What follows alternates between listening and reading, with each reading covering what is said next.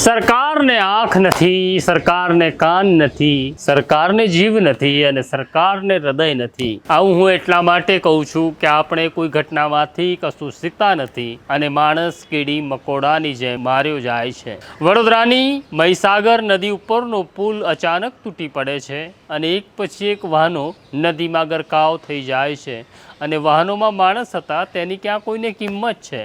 વાત કરવી છે આપણી હૃદય વગરની સરકારની અને જેનામાં હવે આત્મા રહ્યો નથી એવા માણસોની.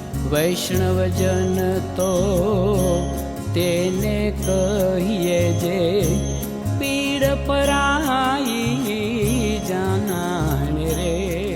નમસ્કાર, નવજીવન ન્યૂઝમાં તમારું સ્વાગત છે અને હું છું તમારો પ્રશાંત દયાળ. ઘણી વખત એવું થાય છે કે ગુસ્સો તો ખૂબ આવે છે પણ હવે ગુસ્સાને શબ્દો મળતા નથી. ઘણી વખત એવું થાય છે કે હૃદય રડે છે પણ હવે આંખમાં આંસુ આવતા નથી. ઘટનાઓ એક પછી એક એવી ઘટે છે કે જેમાં મને આપણે માણસ છીએ એનો આ પુરાવા શોધવા પડે તેવી સ્થિતિ નિર્માણ થઈ છે. આપણે કહીએ છીએ સરકાર સંવેદનશીલ છે, આપણે કહીએ છીએ કે સરકાર મૃદુ છે, પણ અહીંયા લાગે છે કે બધું જ પથ્થરની જેમ જડ થઈ ગયું છે. મોરબીનો પુલ તૂટે છે અને એમાં 141 લોકો માર્યા જાય છે ત્યારે મારા સહિત બધા જ હોબાળો મચાવે છે, ચીસો પાડે છે, બૂમો પાડે છે, દિવાલો સાથે અવાજ અથડાય છે. સરકાર એવું કહે છે અમે ચમરબંધીને છોડીશું નહીં, અમે કડક હાથે કામ લઈશું. પણ તમે કેવું કડક હાથે કામ લીધું? અને પછી જે ઘટનાઓ ઘટે છે તેમાં TRP કાંડ થાય છે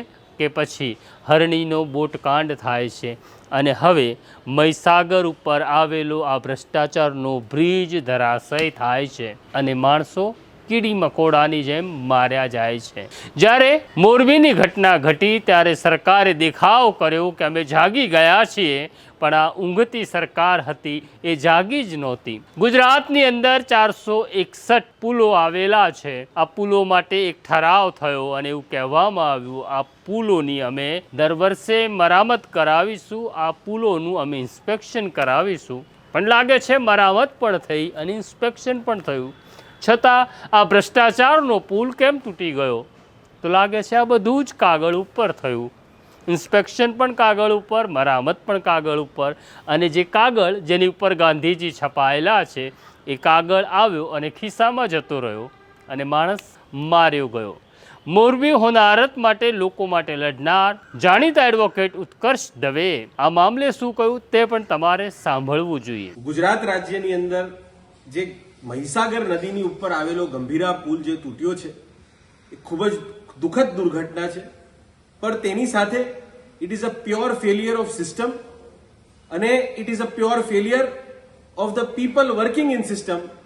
અને જે અધિકારીઓ આ સંદર્ભે કામ કરે છે તેમની સાથે તમામ જવાબદાર વ્યક્તિ આના જિમ્મેદાર છે. 6 માર્ચ 2023 દ્વારા ગુજરાત રાજ્ય સરકાર દ્વારા એક રિઝોલ્યુશન પસાર કરવામાં આવ્યું હતું. જે રિઝોલ્યુશનની અંદર 461 પુલો આઈડેન્ટિફાઈ કરવામાં આવ્યા હતા અને એ 461 પુલો નગરપાલિકા અથવા તો મ્યુનિસિપાલિટીની હદમાં આવતા હોય તેમને લઈને ડિફાઇન કરીને એક પોલિસી ફ્રેમ કરવામાં આવી હતી. જે સંદર્ભે ગુજરાત સરકારે નક્કી કર્યું હતું કે મોન્સૂનના પહેલા અને મોન્સૂનના પછી દરેક પુલને ઇન્સ્પેક્ટ કરવામાં આવશે.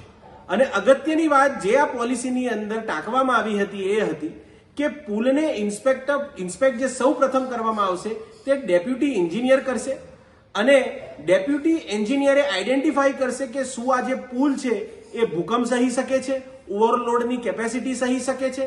અને આ ઇન્સ્પેક્શન પછી આનો રિપોર્ટ એમના સિનિયર સમક્ષ મૂકવામાં આવશે અને જે સિનિયર એક્ઝિક્યુટિવ એન્જિનિયર છે એ આની ચકાસણી કરશે. અને પછી જે જિમ્મેદાર વ્યક્તિઓ છે, જે જવાબદાર વ્યક્તિઓ છે તેમને બતાવવામાં આવશે કે પુલની અંદર શું વધારાની જરૂરત છે, શું સુધારાની જરૂરત છે.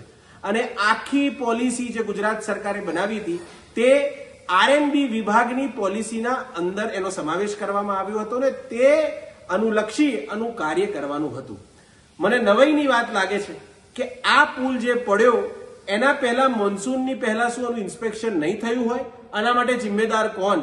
તમે સાંભળ્યું, આવા વકીલો પણ છે કે જે ગરીબોનો અવાજ બની લડે છે, અને અમારા જેવા નાના પત્રકારો પણ છે જે પોતાની ચીસ જેટલી ઊંચી થાય એટલી ઊંચી ચીસ પાડવાનો પ્રયત્ન કરે છે, પણ લાગે છે અમારી ચીસ, અમારી બૂમો હવે ધાબાને અથડાઈને પાછી ફરે છે. કદાચ ઈશ્વર પણ હવે આ ચીસોને સાંભળવા માંગતો નથી એવું લાગી રહ્યું છે. આપણે કશું જ શીખ્યા નથી, બસ આત્મા વગરનો માણસ થવાનું આપણને હવે આવડી ગયું છે. નમસ્કાર. વૈષ્ણવજન તો તેને કહીએ જે પીડ પરા